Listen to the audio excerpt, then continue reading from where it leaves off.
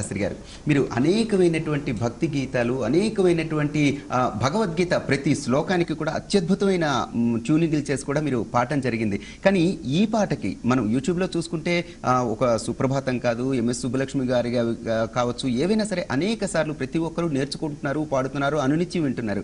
కానీ ఈ పాటకి కోటి మంది, అతి తక్కువ కాలంలో కోటి మంది యూట్యూబ్ ద్వారా విని ఆనందించి పాడుకుంటున్నారంటే దీని ప్రాశస్త్యం ఏమిటి? అసలు సంస్కృతంలో రచించినప్పటికీ కూడా ఇంత ఆదరణ ఎలా లభించిందంటారు?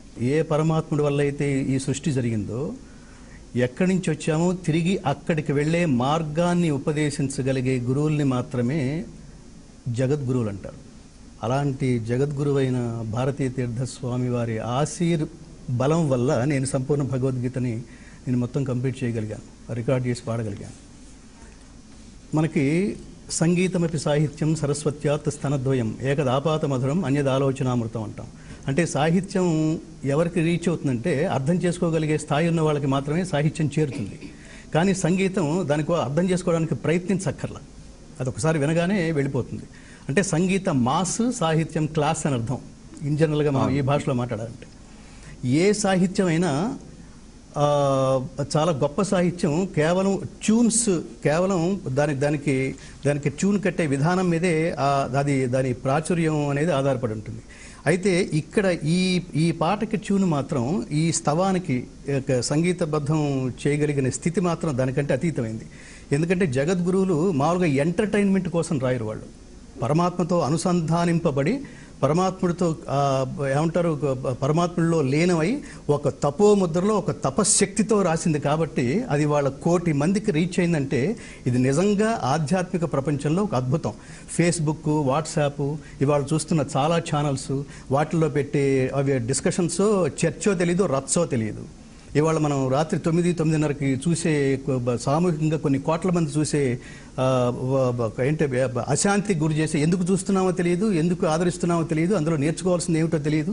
అట్లాంటి సీరియల్స్ మనం చూస్తూ డిస్టర్బ్ అయిపోతున్న సమాజాన్ని ఒరే శాశ్వతత్వం అంటే ఇది అని నిరూపించిన ఒక అత్యద్భుతమైన స్తవం ఈ ఇందాక శాస్త్రి గారు చెప్పినట్టుగా ఇది విష్ణుమూర్తి స్తవం.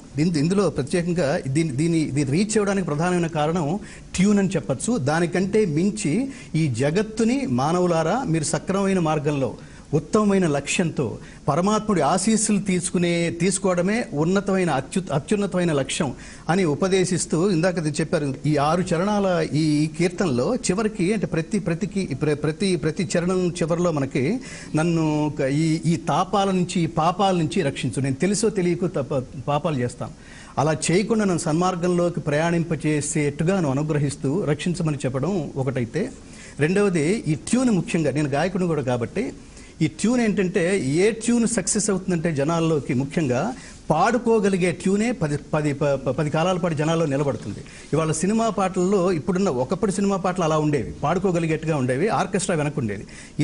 ఈ ట్యూన్లో గొప్ప విషయం ఏమిటంటే మీకు ట్యూన్ అంతా ప్రతి అక్షరం వినపడేట్టుగా ఉంటుంది.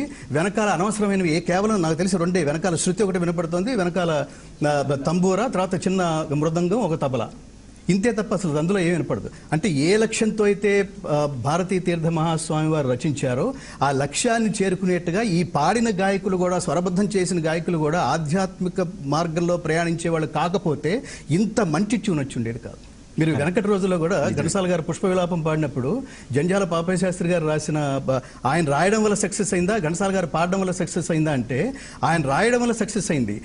ఘంటసాల గారు పాడడం వల్ల ఇంకా మాస్లోకి, జనాల్లోకి ఇప్పుడు 1 కోటి మంది వినేవాళ్ళు, అప్పుడు 25 కోట్ల మంది వింటారన్నమాట. అంటే పామర్లకు కూడా చేరగలిగేది సంగీతం కాబట్టి అంత మంచి ట్యూన్ వల్ల అది ఉంది. రెండోది ఏంటంటే దీన్ని సరదాగా నాకు తెలిసి ఇట్లాంటి మహానుభావులు త్యాగయ్య, క్షేత్రయ్య, అన్నమయ్య, రామదాసు, ఇవాళ భారతీ తీర్థస్వామి వారు, ఇందాక శాస్త్రి గారు కూడా చెప్పినట్టు ఇది దశాబ్దాల క్రితమే రచించబడి ఉండొచ్చు కానీ బట్ సంగీత రచన చేసింది మాత్రం ఇటీవల కాలంలో అవటం వల్ల.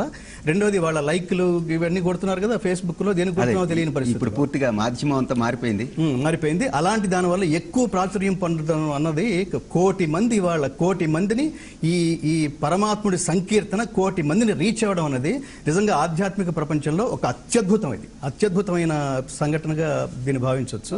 శిశుర్వేత్తి పశుర్వేత్తి అని సంగీతానికి ఎంతటి గొప్ప స్థానం ఉంది.